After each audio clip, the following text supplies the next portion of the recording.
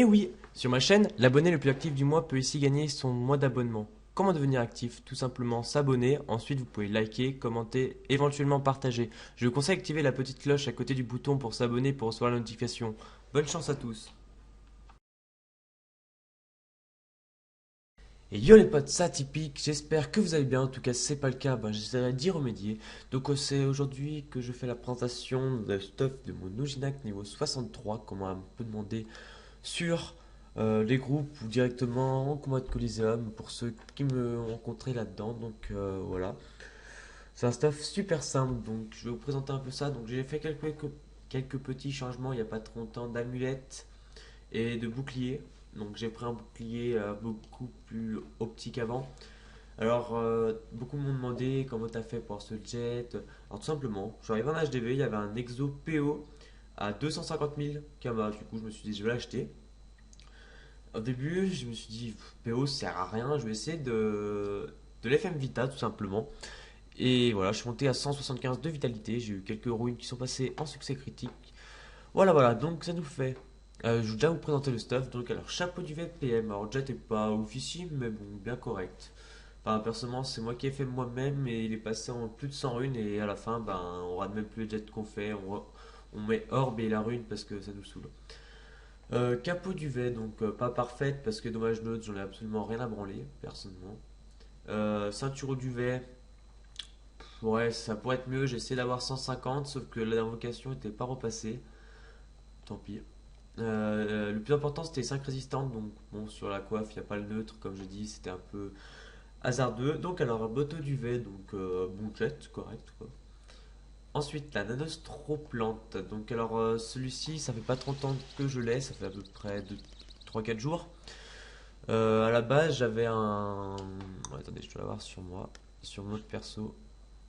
Hop, je dois l'avoir. Amulette. Non, je ne l'ai pas. Je ne sais pas. Ah, il est là. Alors, j'avais des dés de la chance 206, sauf que comme je tapais beaucoup plus R, j'ai préféré perdre 30, enfin 40 de vitalité et gagner un peu d'agi et des dégâts fixes. Surtout, très important.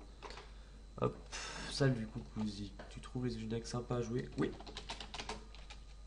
Donc je réponds rapidement. Ensuite, un Blopano Griotte PA, alors un jet normal, bon il manque un dommage, un intel. Donc si vous avez un peu de Kama mais que vous voulez vraiment vous opter à fond, je vous conseille de prendre un bouclier plutôt Exo PA et de prendre l'anneau Blob Griotte, ça peut monter jusqu'à 180 de vita à peu près si vous gérez bien. Multi. Ensuite, j'ai l'anneau de 200 vitalité, donc un 165, 180 correspondrait parfaitement. Donc celui-là, je l'ai fait moi-même, donc ça va pas coûter bien cher. Ensuite, un arc en racine d'arachnide, donc bon, je vais pas commenter le jet, j'ai juste eu de la chance. En fait, à la base, j'en voudrais un 174 vitalité, enfin 100, au minimum 154 de vitalité. Du coup, j'ai réussi à faire un 174, 174. Et du coup, comme il était que 139, au lieu de mettre une rune tout bêtement, j'ai juste. Du coup, j'ai décidé de mettre une rune PO et c'est passé au bout de la troisième rune. Donc, nickel. Hop.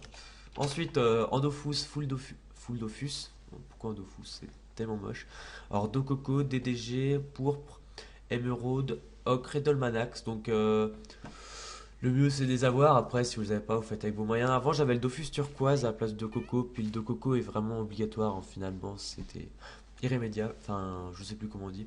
Ensuite, Dragodan Émeraude Rousse. Alors, j'ai fait une connerie. Au lieu de mettre 87, 100 et 80, j'aurais dû mettre full vitalité et de mettre non, comment on appelle ça? Un muldo doré. En plus, j'en ai un camé sur mon perso là. Hop, comment on fait? Hop, D. Donc bon, j'aurais pu le mettre, mais bon, c'est pas très grave, je peux encore me rostat.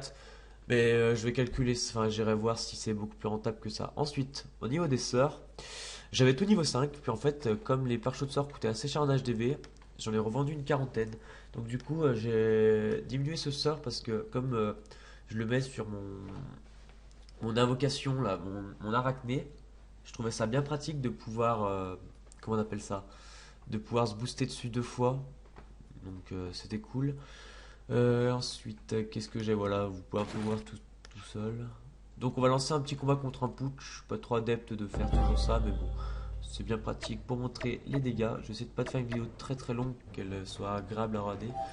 Alors, donc ça nous fait voilà un total de 5 résits partout sauf en neutre.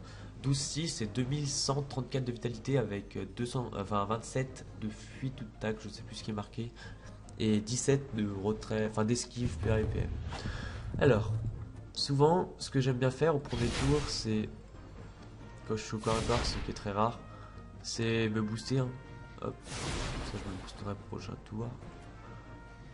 Donc là, pour l'instant, ce tour était pas ouf, mais le prochain tour va être normalement assez énorme. Donc là, je suis bien boosté normalement, 250 de puissance. Hop, là on va mettre une grosse patate de forêt, comme on dit. Tac. Après voilà, les sorts, certains sorts tapent plus fort que d'autres, mais ils sont un peu moins utiles.